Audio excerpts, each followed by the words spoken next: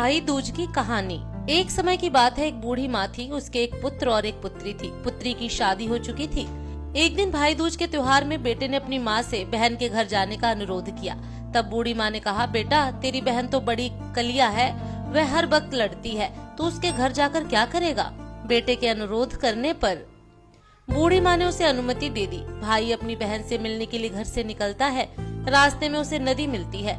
नदी बोलती है, मैं तेरा काल हूँ, तुझे डुबाऊंगी। तब भाई कहता है, मैं कई साल बाद अपनी बहन से मिलने जा रहा हूँ, उससे मिलकर आने दो, फिर वापस आते वक्त तुम मुझे डुबो देना। तो नदी मान जाती है और उसे रास्ता दे देती है। थोड़ा आगे बढ़ता है तो रास्ते में उसे सर्प मिलता है। सर्प बोलता है, मैं तुम्हें डसूंगा। तब भाई कहता है, पहले मुझे अपनी बहन से मिलकर टीका लगवा लेने दो, फिर तुम मुझे डस लेना। सर्प भी उसे रास्ता दे देता है। अब वह आगे बढ़ता है। आगे जंगल में उसे एक शेर मिलता है। शेर कहता है, मैं तुझे खाऊंगा। तो भाई उसे भी वही बोलता है कि मैं पहले अपनी बहन से मिलकर टीका लगवा लूं, फिर लौटते समय मुझे खा लेना। शेर भी उसे रास्ता दे देता है और अब भाई अपनी बहन के घर पहुंचता है और आवाज लगाता है, देख बहन, 7 कोस दूर से तिलक कराने तेरा भाई आया है। बहन उस वक्त सूत काट रही होती है। तब उसका सूत बीच में ही टूट जाता है। यह मान्यता है कि यदि सूत कटते वक्त सूत बीच में टूट जाए तो जिस बहन के इकलौता भाई होता है, वह सूत जब तक पुनः जुड़ नहीं जाता तब तक बहन बोलती नहीं है। भाई बाहर से पुनः आवाज लगाता है। भाई की आवाज सुन जब बहन जवाब नहीं देती है तो भाई मन में सोचता है, मुझ गरीब से मेरी बहन बात नहीं करना चाहती। माँ सही कह रही थी, मुझे यहाँ नहीं आना चाहिए था। यह सोचकर वह वापस जाने लगता है।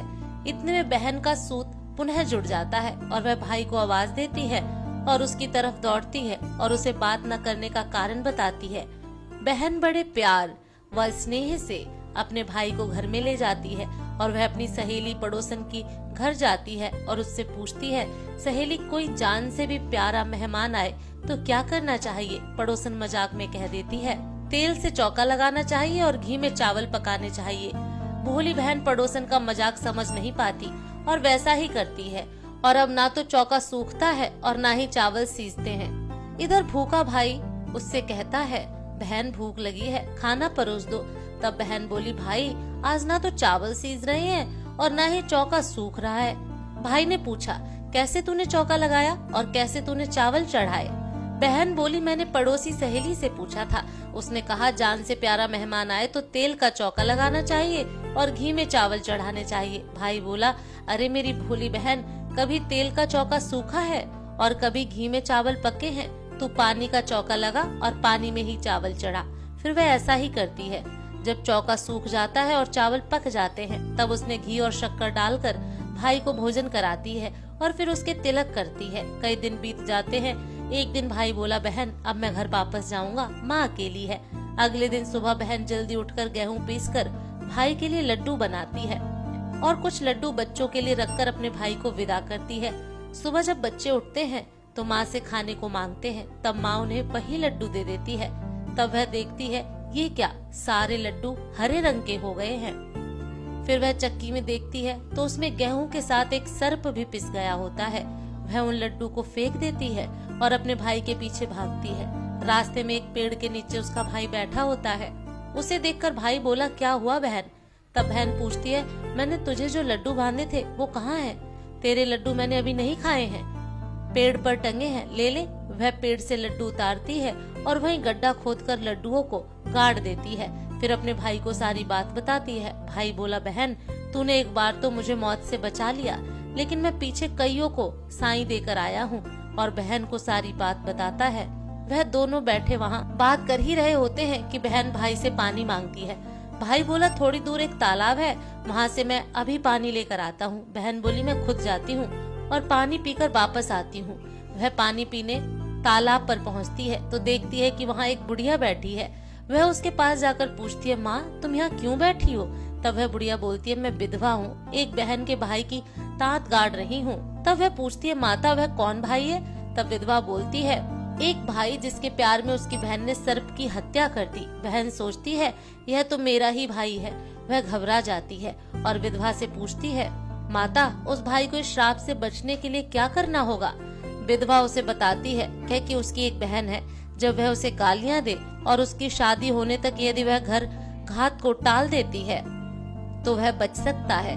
वह तुरंत अपने भाई के पास जाकर वह तुरंत कहती है, भाई मैं तुझे माँ के घर तक छोड़ने चलूंगी, लेकिन रुक, मैं अभी आती हूँ। और वह शेर के लिए मांस, सर्प के लिए दूध और नदी के लिए ओढ़नी लाती है और दोनों भाई बहन आगे बढ़ते हैं।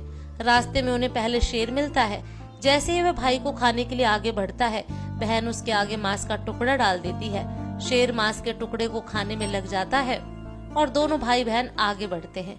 आगे उन्हें वह सर्प मिलता है और जैसे ही सर्प उसे डसने के लिए आगे आता है, बहन सर्प के आगे दूध का प्याला रख देती है। सर्प दूध पीने लगता है। वह दोनों अब आगे चलते हैं। रास्ते में उन्हें नदी मिलती है जो भाई को डुबोने को तैयार होती है, पर बहन नदी को ओढ़नी उड़ा देती है। खुश होकर नदी रास्ता दे देती है। अब वह दोनों भाई बहन आगे बढ़ते हैं और अपने घर पहुंच जाते हैं। बेटी को देखकर माँ खुश हो जाती है, पर बहन उसी समय भाई को गाली देने लगती है। तब माँ बेटे से कहती है, इस कलिया बहन को क्यों ले आया? तब भाई बोलता है, माँ बहन तो बहुत अच्छी थी, पता नहीं पर इसे आते ही क्या हो गया। थोड़े दिनों में भाई का रिश्ता आता है। तब सब कहते हैं, बहन पागल तो है पर भाग्यवान है।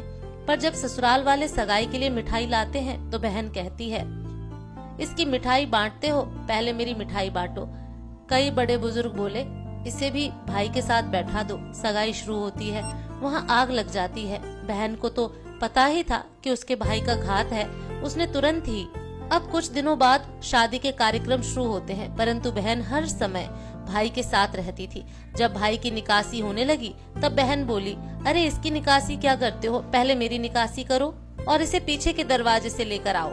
बहन के इतना बोलते ही आगे का दरवाजा टूट कर गिर जाता है। सब कहते हैं, भले ही बहन कलिया है पर बराबर भाई की जान बचा रही है। जब भाई फेरों में बैठता है तो बहन कहती है, इसकी जगह मैं फेरों में बैठूंगी। शादी के बाद जब दूल्हा दुल्हन की रात जागती है तो बहन कहती है, इसकी नहीं, पहले मेरी रात जगाओ। कई लोग बोले, बीच में पर्दा लगाकर इसे भी साथ में सुला दो।